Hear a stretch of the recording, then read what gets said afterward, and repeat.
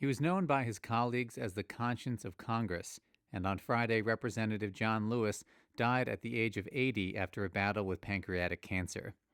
An Alabama sharecropper's son, Lewis was a hero of the 1960s civil rights movement, endured beatings by white police and mobs, and played an outsized role in American politics for 60 years.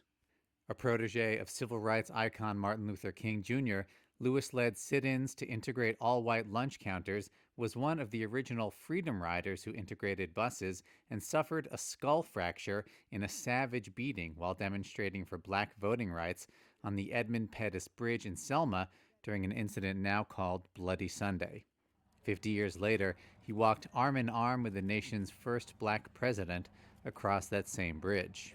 I'm John Lewis, running for Congress. Lewis was elected in 1986 as a Democrat to the U.S. House of Representatives from Georgia and kept up the fight for civil rights and human rights until the end of his life, inspiring others with calls to make, quote, good trouble.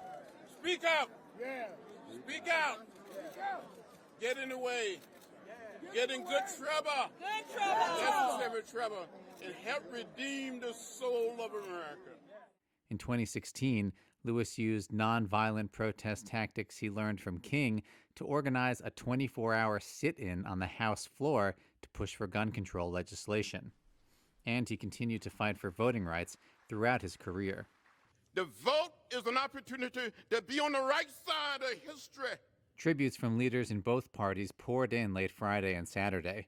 In a statement, former President Barack Obama said that Lewis, quote, loved his country so much that he risked his life and his blood so that it might live up to its promise.